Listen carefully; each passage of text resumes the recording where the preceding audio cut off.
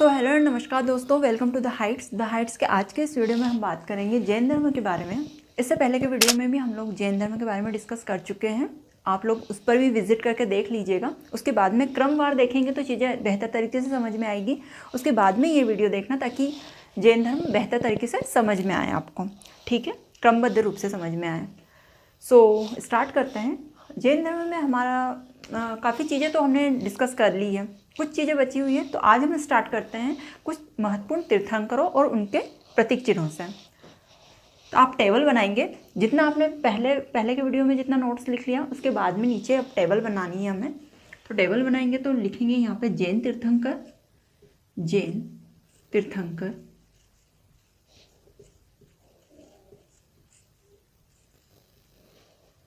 फिर लिखेंगे आप यहाँ पे क्रम, उसके बाद में यहाँ लिखेंगे प्रतीक चिन्ह। ठीक है, इस तरह आपको एक टेबल बनानी है, प्रतीक चिन्ह। चलिए फ्रेंड्स, फिर स्टार्ट करते हैं ताकि चीज़ें हमें यहीं याद हो जाए। आई होप आपको वीडियो अच्छी लगती होगी और बेहतर तरीके से समझ में आता होगा। आप लोग मुझे कमेंट करके बताते भी हैं, इसके लिए बहुत बहुत धन्यवाद। मुझे बहुत बूस्टअप होती हूँ मैं चीज़ें करने के लिए, पढ़ने के लिए और पढ़ाने के लिए भी। जैन तीर्थंकर, पहले जैन तीर्थंकर की बात करते हैं हम ऋषभनाथ जी की। ऋषभनाथ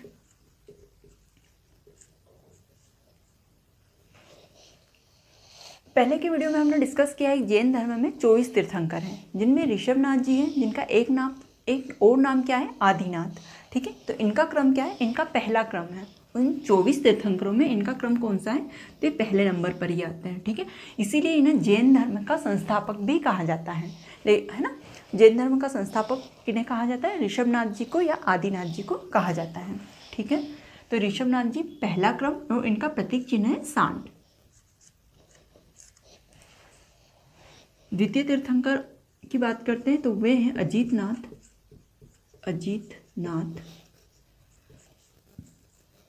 इनका क्रम है दूसरा और इनका प्रतीक चिन्ह है हाथी।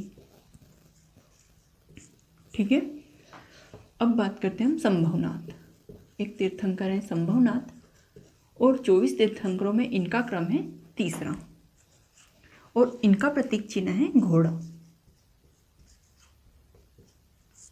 ठीक है, अब हम बात करते हैं अरिष्टनेमि की।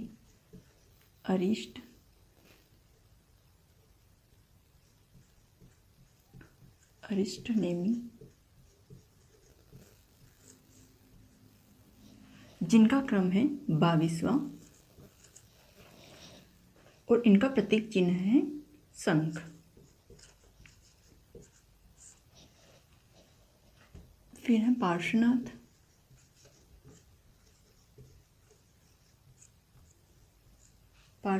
और इनका क्रम है 23वां और इनका प्रतीक चिन्ह है सर्प।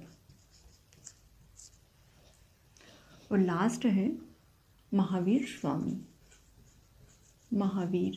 स्वामी और इनका क्रम है 24वां और अंतिम।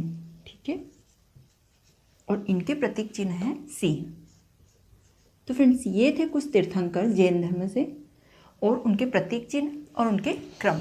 ये इंपॉर्टेंट है, एग्जाम में पूछा जाता है। ठीक है, तो ये टेबल बना लीजिएगा। अब हम बात करते हैं जैन संगतियों की। ठीक है, जैन संगतियाँ मतलब अगर इंग्लिश में बोले तो मीटिंग्स, है ना। जैसे कि बौद्ध संगतियाँ हमने पढ़ी थी, 4 बौद्ध संगतियाँ हुई थी, हमने देखी थी। उसी तरह जैन संगतियाँ भी हुई थी, क्योंकि उस टाइम पे जैन धर्म प्रसिद्धि प्राप्त कर रहा था। और जब प्रचार प्रसार होता है किसी धर्म का तो संगतियों के रूप में ही किया जाता है। वहाँ पे उपदेश दिए जाते हैं या फिर उस धर्म में और क्या सुधार करने हैं या फिर उसे कैसे और प्रसारित करना है ना, इस बारे में डिस्कशन होता था। देख लेते हैं हम।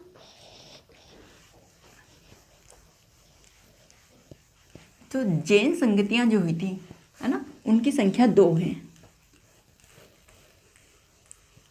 तो इसके नीचे भी आप एक टेबल बना लेंगे। अब ये बना लिया, उसके बाद में एक और टेबल बनाएंगे और उसमें लिखेंगे जैन संगतियाँ, हेडिंग डालेंगे बीच में जैन संगतियाँ और फिर स्टार्ट करेंगे टेबल बनाना। ठीक, तो जैन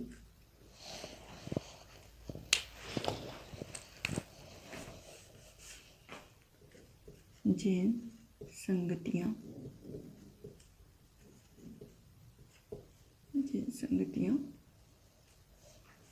यहाँ पे लिख लेंगे काल, यहाँ लिख लेंगे स्थान, और यहाँ लास्ट में आ जाएंगे अध्यक्ष। ठीक है, अध्यक्ष।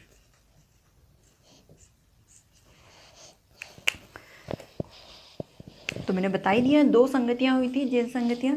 2 संगतियों के बारे में हमें पढ़ना है। तो प्रथम जैन संगति, प्रथम जैन संगति, ठीक है, और द्वितीय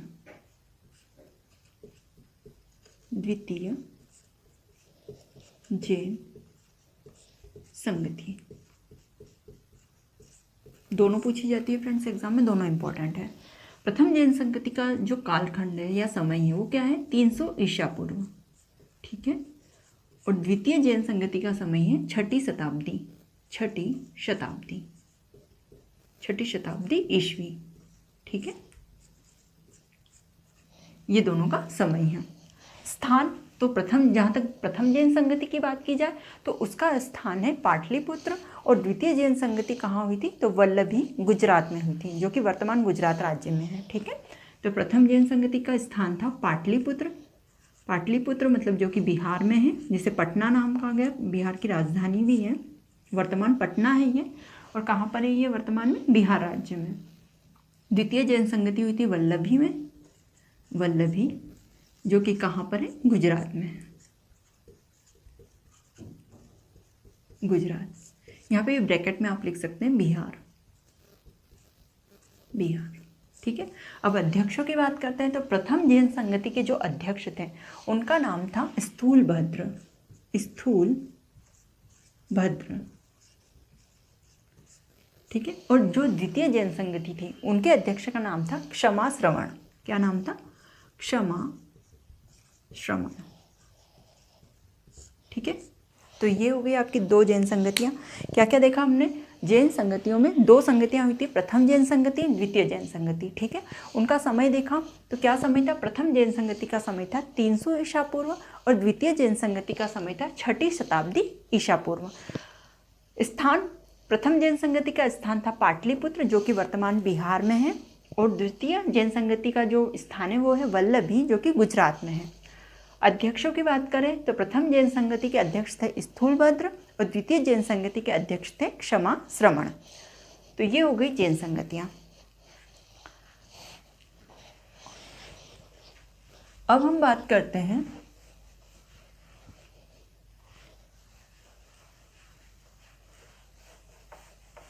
जैन धर्म में। फ्रेंड्स, जब महावीर स्वामी का निर्वाण हो गया था उसके बाद में जैन धर्म 2 भागों में विभक्त हो गया था। ठीक है, तो हम देख लेते हैं जैन धर्म कितने भागों में विभक्त हो गया था, 2 भागों में विभक्त हो गया था। इसका एक भाग हुआ श्वेतांबर, श्वेतांबर,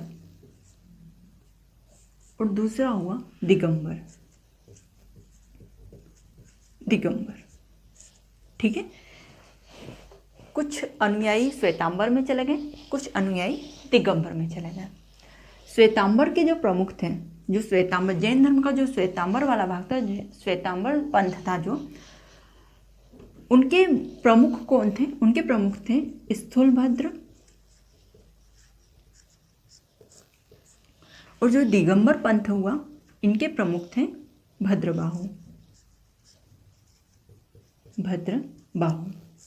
अब फ्रेंड्स, इसके पीछे क्या स्टोरी है, क्यों अलग हुए ये, है ना, ऐसा क्या हो गया कि ये 2 पंथ बने। तो इसके पीछे एक स्टोरी ये है कि 300 ईसा पूर्व जब महावीर स्वामी का निर्वाण हो गया था, उसके बाद में क्या हुआ फ्रेंड्स कि जो प्रमुख अनुयायी थे उन्होंने जैन धर्म को संभाला। ऑब्वियसली जो प्रमुख, जो कर्ता धर्ता थे, जो संस्थापक थे, अगर यदि वो चले जाएंगे तो जो उस समय पे उनके प्रमुख, उसके बाद में उनके नीचे जो प्रमुख हैं वही संभालेंगे धर्म को। तो महावीर स्वामी के निर्वाण के बाद में जो उस टाइम पे उनके जो अनुयायी प्रमुख थे वो थे स्थूलभद्र और भद्रबाहु, ये दोनों थे। अब इन दोनों ने जैन धर्म को संभाला, और जैन धर्म उस टाइम पर उत्तर भारत, जो कि मगध का एरिया है, वहाँ पे बहुत अच्छी तरीके से फलीभूत हो रहा था। कौन सा एरिया, मैप से समझाने की कोशिश करती हूँ आपको।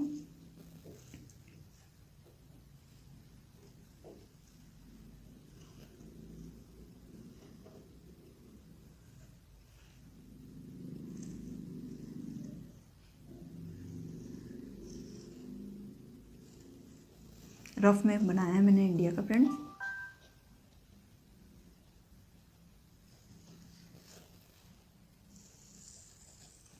और इस टाइम पे इंडिया का ये वाला एरिया भी कुछ इस तरह से था, ये ऐसा नहीं था, ये कुछ ऐसा था, ठीक है। तो ये यहाँ पर जो उत्तर भारत है, उत्तर भारत का जो क्षेत्र था, ये क्षेत्र मगध यहाँ तक विस्तारित हो चुका था, है ना। इस एरिया में मगध क्षेत्र काफ़ी विस्तारित हो चुका था। तो जो जैन धर्म था, जैन धर्म यहाँ पर अपना आश्रय स्थल उसने बना रखा था, यहाँ पर वहाँ के अनुयायी रहते थे मगध क्षेत्र में, ठीक है। सब कुछ बढ़िया से चला था। उसके बाद में मगध में क्या हुआ कि 12 वर्ष का भीषण अकाल हुआ। भीषण अकाल पड़ने के कारण जो भद्रबाहु थे, उन्होंने अपना मत रखा कि क्यों ना हम, यहाँ अकाल है तो हो सकता है हमारी मृत्यु हो जाए, हम लोग मर जाएं। तो उन्होंने सोचा कि क्यों ना हम दक्षिण भारत की ओर, कर्नाटक की ओर गमन कर लें। लेकिन स्थूलभद्र ने उनकी बात नहीं मानी। उनका कहना था कि हम जहाँ हैं हम वहीं रहेंगे। तो भद्रबाहु ने क्या किया, यहाँ पर क्या हुआ कि दो लोगों में दरार पड़ गई, ठीक है। तो भद्रबाहु अपने शिष्यों को लेकर कर्नाटक, दक्षिण भारत की ओर चले गए। और जो लोग स्थूलभद्र के साथ में थे वे यहीं मगध साम्राज्य में रहे। अब क्या हुआ, जब परिस्थितियां संभल गई, सब कुछ बढ़िया हो गया, अकाल खत्म हो गया, तो ये भद्रबाहु वापस मगध आते हैं, स्थूलभद्र से मिलते हैं। लेकिन इनके बीच में काफ़ी मतभेद हो चुके थे, धर्म को लेकर काफ़ी नियम बदल चुके थे, सब कुछ चीज़ें बदल गई थी। तो इन्होंने एक दूसरे से अलग होना ही बेहतर समझा, और इसीलिए जो अनुयायी मगध में स्थूलभद्र के साथ में रहे, उन्होंने श्वेतांबर पंथ को अपना लिया। और जो भद्रबाहु के साथ कर्नाटक चले गए थे और वापस मगध आए थे, उन्होंने दिगंबर पंथ को अपना लिया। और इसी तरह जैन धर्म 2 भागों में विभाजित हो गया था, श्वेतांबर और दिगंबर। तो ठीक है फ्रेंड्स, आपको ये याद रखना है कि जैन धर्म के 2 पंथ कौन कौन से, श्वेतांबर और दिगंबर बने। श्वेतांबर के प्रमुख थे स्थूलभद्र और दिगंबर के प्रमुख थे भद्रबाहु। मैंने इनके पीछे की स्टोरी इसलिए बताई ताकि आपको ये अच्छे से याद रहे। और ये कब हुआ था, ये 300 ईसा पूर्व, लगभग 300 ईसा पूर्व।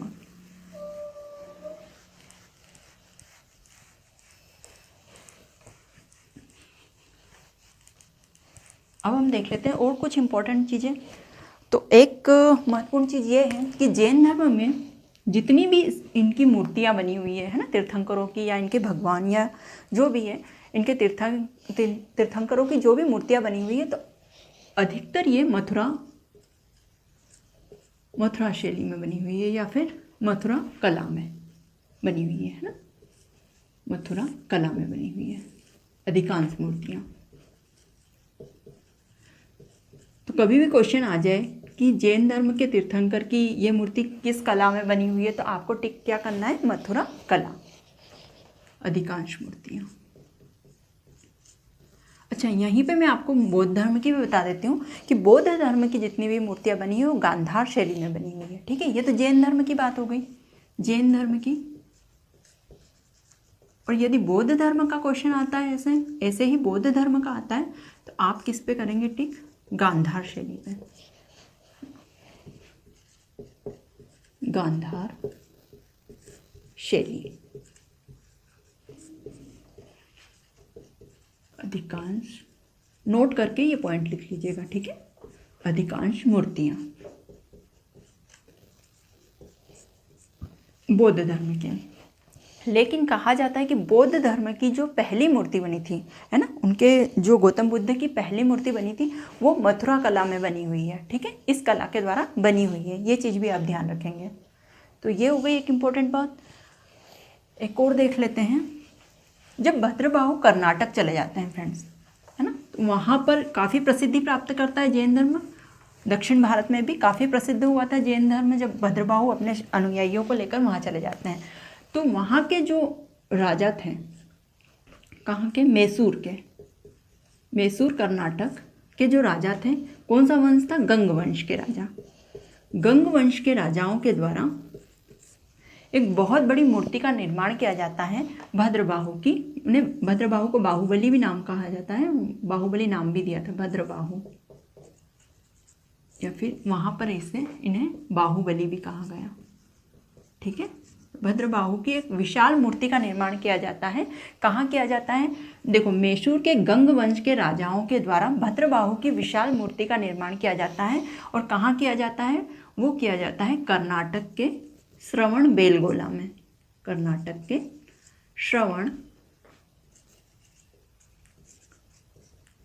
श्रवण बेलगोला में। ठीक है, ये भी काफ़ी इंपॉर्टेंट है। किनकी? भद्रबाहु की मूर्ति है वहाँ पे श्रवण बेलगोला में, जिसे गोमतेश्वर की मूर्ति भी कहा जाता है। एक अन्य नाम क्या है उनका? एक अन्य नाम है गोमतेश्वर की मूर्ति। गोमतेश्वर की मूर्ति।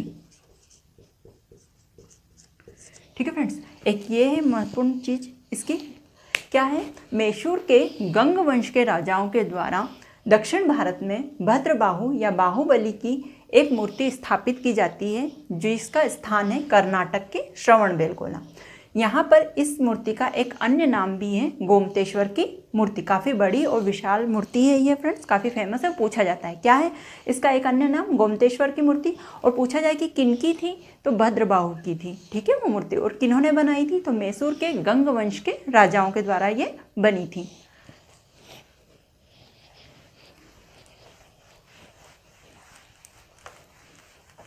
अच्छा, खजुराहो में भी जैन मंदिर है। तो खजुराहो के जो जैन मंदिर है, खजुराहो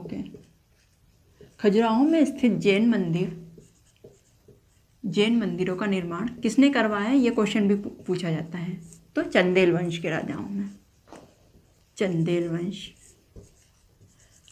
वंश के राजाओं के द्वारा खजुराहो के जैन मंदिरों का निर्माण करवाया गया है।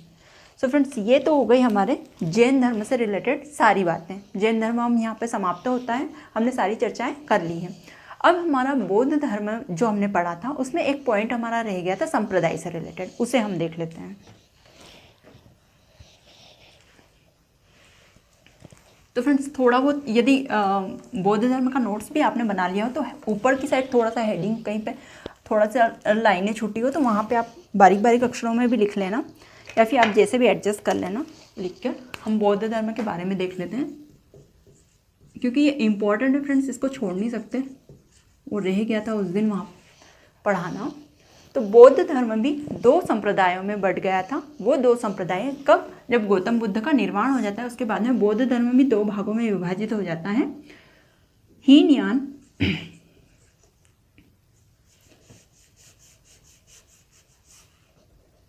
महायान और हीनयान।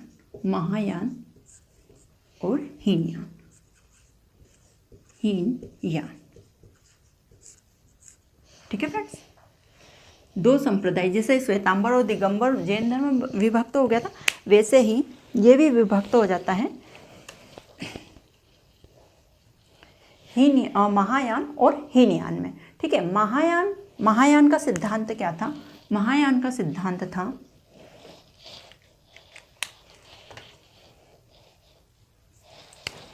बोधिसत्व। अभी मैं समझाती हूँ फ्रेंड्स ये चीज़ें क्या हैं। बोधिसत्व और हीनयान का था अरहत पद।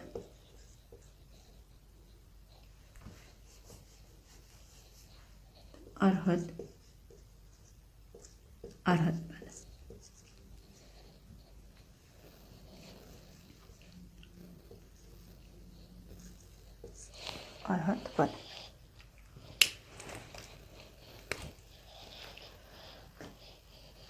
बोधिसत्व का मतलब ये है फ्रेंड्स कि जो महायान पंथ, बौद्ध धर्म के जो महायान पंथ में शामिल हुए थे अनुयायी, उनका कहना था कि हमें दूसरों के कल्याण पर ज़्यादा जोर देना चाहिए, मतलब दूसरों के कल्याण में ज़्यादा ध्यान देना चाहिए, न कि निर्वाण प्राप्ति में। मतलब निर्वाण प्राप्ति तो करना है हमें, लेकिन उसमें यदि विलंब हो जाता है तो भी कोई बात नहीं, हमें दूसरों के कल्याण पर जोर देना चाहिए। तो इसकी विशेषता क्या थी? दूसरों के कल्याण को प्राथमिकता देना चाहिए। ठीक है, ऐसे बोलेंगे, प्राथमिकता, प्राथमिकता देना। और निर्वाण में विलंब, मतलब इनका कहना था यदि हमने निर्वाण प्राप्त कर लिया और एक एक करके हम लोग चले गए तो हम दूसरों का कल्याण तो कर ही नहीं पाएंगे, मतलब हम खुदगर्ज हो जाएंगे, खुद का निर्वाण प्राप्त, खुद का ज्ञान प्राप्त कर लो, निर्वाण प्राप्त कर लो, चले जाओ। हमने दूसरों के लिए क्या किया? तो इन्होंने बोधिसत्व पे जोर दिया था। जो महायान पंथ के व्यक्ति थे, जो अनुयायी थे, उन्होंने बोधिसत्व पे जोर दिया। उन्होंने कहा कि पहले हमें दूसरों का कल्याण करना है, उसके बाद में चाहे निर्वाण में हमें विलंब हो जाए, है ना, निर्वाण में विलंब। और जो हीनयान के अनुयायी थे, उन्होंने अरहत पद को प्राप्त करना चाहा, मतलब उन्होंने कहा, उनका अर्थ ये था कि हमारा मकसद है ज्ञान प्राप्त करना, हमें तपस्या करनी चाहिए, हमें 10 शीलों का अच्छे से पालन करना चाहिए और जल्द से जल्द हमें निर्वाण प्राप्त करना चाहिए। तो अरहत पद को लेकर ये बहुत ज़्यादा इन्होंने प्राथमिकता किसे दी? इन्होंने निर्वाण को प्राथमिकता दी। निर्वाण को प्राथमिकता।